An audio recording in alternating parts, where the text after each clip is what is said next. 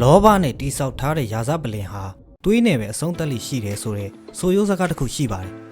မြန်မာနိုင်ငံကိုးကန့်ဒေသလောက်ကင်မြို့ဟာလည်းကာစီနိုယုံတွေမီးရောင်စုံတွေနဲ့နာမည်ကြီးပေမဲ့အဲ့ဒီနောက်ွယ်မှာသွေးစွန်းခဲ့တဲ့ရာဇဝင်တွေရှိပါတယ်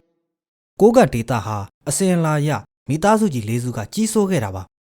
မြန်မာနိုင်ငံကိုးကန့်ဒေသကိုပယ်ဝေလျှို့အဖွဲ့1လျှို့အဖွဲ့2ဆိုပြီးမိသားစုကြီး၄စုက10စုနှစ်တခုစာစိုးမိုးခဲ့တာပါဒါပေမဲ့မိသားစုဟာကိုးကန့်ရဲ့အစဉ်အလာမိသားစုကြီး၄စုထဲမှာတရားဝင်မပါခဲ့ပေမဲ့ပြင်စမမြောက်အာဏာရှိဆုံးမိသားစုလို့သတ်မှတ်ခံထားရသူတွေပါ2023ခုနှစ်မှာတော့မိသားစုဆိုတဲ့အမည်နာမဟာလူအများကြောက်ရွံ့ရတဲ့သင်္ကေတတစ်ခုဖြစ်ခဲ့ပါတယ်သူ့အရင်စီနီယာမိသားစုကြီး၄စုတက်ပိုးပြီးတော့ရက်ဆက်ကြမ်းကြုတ်တယ်လို့တကဘာလုံးမှာဟိုးလေးတကြောကြောဖြစ်ခဲ့ရပါတယ်တရုတ်ဆိုးရကိုယ်တိုင်ကသူတို့ကိုမြေအောက်အင်ပါယာရဲ့အန်ဒီရဲ့ရှိဆုံးခေါင်းဆောင်တွေလို့သတ်မှတ်ခဲ့ရပါတယ်သူတို့တိဆောက်ခဲ့တဲ့ကြားဖြန့်အင်ပါယာဟာတကဘာလုံးကိုတုန်လှုပ်စေခဲ့ပါတယ်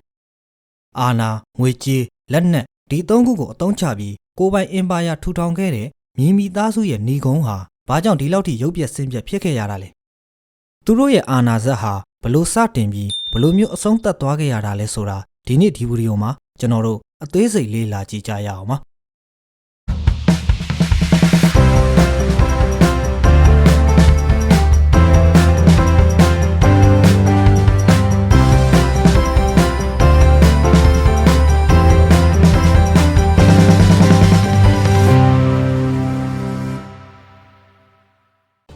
မိသားစုရဲ့ဖခင်ကြီးမြည်ရွယ်ချန်ဟာမူလကကိုးကန့်ခေါင်းဆောင်ဖုံးကြားရှင်ရဲ့လက်အောင်ငယ်သားတစ်ယောက်ဖြစ်ပါတယ်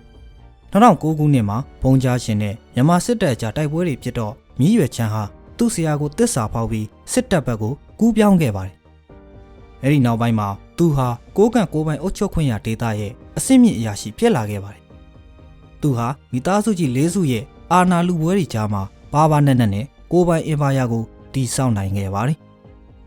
သူဟာနိုင်ငံရေးအရာအကာအကွယ်ယူထားသလိုလက်နက်ပိုင်းမှာလည်းသူ့သားဖြစ်သူမြီးကော်ဖြင်းကိုကိုးကန့်ပြည်သူစစ်ရဲ့ခေါင်းဆောင်ဖြစ်တာဝန်ပေးပြီးကိုပိုင်စစ်တပ်တခုကိုပိုင်ဆိုင်လာခဲ့ပါတယ်။ဒါဟာမိသားစုကိုဘယ်သူမှမထိရဲတဲ့အနေအထားရောက်သွားစေခဲ့တာပါ။မိသားစုကိုငွေပုံပေးနေတဲ့အဓိကစီးပွားရေးကတော့ Crochy Tiger Garden လို့ခေါ်တဲ့ခြံဝင်းကြီးဖြစ်ပါတယ်။လောက်ကင်မြို့ပြင်မှာရှိတဲ့ဒီခြံဝင်းကြီးဟာအပြင်ပန်းကကြည့်ရင်ကုမ္ပဏီတစ်ခုလိုဟိုတယ်တစ်ခုလိုနဲ့တကယ်တမ်းမှာတော့အွန်လိုင်းငွေလိမ်ကိုင်းကြားဖြန့်စိုက်ဘာစကန်တွေရဲ့ဗဟိုဌာနချုပ်ဖြစ်ပါတယ်ဒီခြံဝင်းထဲမှာတရုတ်နိုင်ငံသားတွေအပါအဝင်နိုင်ငံသားထောင်ပေါင်းများစွာကိုပိတ်လောင်ထားပြီးတော့လူမဆန်စွာနှိပ်စက်ခိုင်းစေခဲ့ပါတယ်မိသားစုဟာဒီလုပ်ငန်းကနေတရက်ကိုဒေါ်လာတန်းနဲ့ချီတဲ့ဝင်ငွေတွေရရှိခဲ့ပါတယ်မြည်ရွယ်ချမ်းရဲ့မြေးမဖြစ်သူမြည်ရင်ဖုံးကလည်းဆိုရှယ်မီဒီယာတွေပေါ်မှာချမ်းသာကြွယ်ဝမှုကိုပြသပြီးဒီအင်ပါယာကိုဝါဒဖြန့်ခဲ့ပါတယ်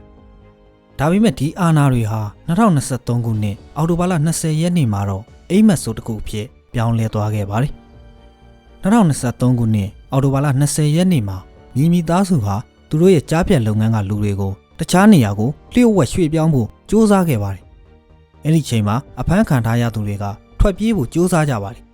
အဲ့ဒီမှာတင်မိသားစုရဲ့လက်နက်ကင်တွေဟာလူအုပ်ထဲကိုစက်တနက်တွေနဲ့ပစ်ခတ်ခဲ့ပါတယ်ဒီဖြစ်ရမှာထွက်ပြေးဖို့စ조사ကြတဲ့ကြားဖြန့်ဝန်ထမ်းလူပေါင်းများစွာတေဆုံးခဲ့ပါတယ်တေဆုံးသူတွေထဲမှာတရုတ်ဆိုးရရဲ့လျှို့ဝှက်အေဂျင့်၄ယောက်ပါသွားခဲ့ပါတယ်တေဆုံးသွားတဲ့အေဂျင့်တွေဟာတရုတ်ဆိုးရကကြားဖြန့်ကိုစုံစမ်းဖို့အသွင်ယူဆေးလွတ်ထားတဲ့လူတွေဖြစ်ပါတယ်တရုတ်ဆိုးရရဲ့အေဂျင့်အရာရှိတွေကိုတတ်လိုက်မိတာဟာမိသားစုအနေနဲ့ကိုယ်သေးတွင်းကိုဘာသာတူးလိုက်တာနဲ့အတူတူပါပဲတရုတ်နိုင်ငံဟာသူတို့နိုင်ငံသားတွေပေါ်စော်ကားမှုကိုလက်မခံခဲ့ပဲမိသားစုတစ်ခုလုံးကိုဖမ်းရမ်းထုတ်ကာချေမုန်းဖို့ဆုံးဖြတ်လိုက်ပါတော့တယ်ဒီဖြစ်ရဟာမိသားစုအတွက်တင်မဟုတ်ပဲကိုးကန့်ရဲ့တခြားစီနီယာမိသားစုကြီးတွေအတွက်ပါဏီကုန်းအဆုံးသတ်ချိန်ဖြစ်လာခဲ့ပါတယ်တရုတ်ဘက်ကမိသားစုဝင်၄ဦးကိုလူတက်မှုပြန်ပေးဆွဲမှုတွေနဲ့တရားဝင်ဖမ်းရမ်းထုတ်လိုက်ပါတယ်2023ခုနှစ်နိုဝင်ဘာလမှာတော့အရာရာအားလုံးအဆုံးသတ်သွားခဲ့ပါတယ်တရုတ်ရဲ့ဖိအားနဲ့အတူ1027စစ်စင်ရေးစတင်လာတဲ့အခါမိသားစုဟာပြေးเสียရမည်မရှိတော့ပါဘူး2023ခုနှစ်နိုဝင်ဘာလ16ရက်နေ့မှာတော့မြန်မာစစ်တပ်ကမီးကော်ဖြင်းမီးကျူလန်နဲ့မီးရင်ဖုံးတို့ကိုဖမ်းဆီးပြီးတန်ချေချင်းတွေနဲ့အတူတရုတ်ရဲတပ်ဖွဲ့လက်ထဲလွှဲပြောင်းပေးအပ်ခဲ့ပါတယ် အန်ဩစရာကောင်းဆုံးကတော့ခေါင်းဆောင်ကြီးမြည်ရွယ်ချန်ဖြစ်ပါတယ်သူ့ကိုဖမ်းမိချိန်မှာကိုတနတ်နဲ့အဆုံးစီရင်သွားခဲ့တယ်လို့သတင်းတွေထွက်ပေါ်ခဲ့ပါတယ်တရုတ်ရဲတပ်ဖွဲ့ဟာလောက်ကင်နယ်စပ်မှာမြည်ရွယ်ချန်ရဲ့အလောင်းကိုသေချာစစ်ဆေးပြီးမှဒါကိုလက်ခံခဲ့ပါတယ်နှစ်ပေါင်းများစွာကိုကန့်မှာဘရင်တွေလိုမင်းမှုခဲ့တဲ့မြည်မိသားစုဟာရက်ပိုင်းအတွင်းမှာတင်ဖျို့ဖျဲနဲ့ပျက်စီးသွားခဲ့ရပါတယ်ဒီဖြစ်ရပ်ကကျွန်တော်တို့ကိုပေးတဲ့သင်ခန်းစာကတော့ရှင်းပါတယ်ရာဇဝတ်မှုနဲ့တီးဆောက်ထားတဲ့စီးပွားရေးအင်ပါယာဆိုတာတဲပေါ်မှာစောက်ထားတဲ့အိမ်နဲ့တူပါတယ်မြည်မိသားစုရဲ့ဇက်လန်းဟာလည်းအာဏာနဲ့ငွေကြေးကိုလူမဆန်စွာအသုံးချရင်ဘလို့အဆုံးတတ်မလဲဆိုတာကိုပြသခဲ့တဲ့ပူနွေးနွေးဥပမာတာရကတစ်ခုပဲဖြစ်ပါတယ်မြည်မိသားစုရဲ့ဇက်လန်းဟာအာဏာကိုအလွဲသုံးစားလုပ်သူတွေသူတစ်ပါးရဲ့ဒုက္ခပေါ်မှာစီးပွားရှာသူတွေအတွက်ထာဝရသတိပေးချက်တစ်ခုအဖြစ်ကိုးကန့်သမိုင်းမှာကြံရစ်နေမှာဖြစ်ပါတယ်ဒီနေ့အချိန်လောက်ကင်မှာတော့မြည်မိသားစုဆိုတာသမိုင်းဆိုးတစ်ခုအဖြစ်သာကြံရစ်နေတော့မှာဖြစ်ကြောင်းမိတ်ဆွေတို့ကိုပြန်လည်မျှဝေရင်းနှုတ်ဆက်လိုက်ပါတယ်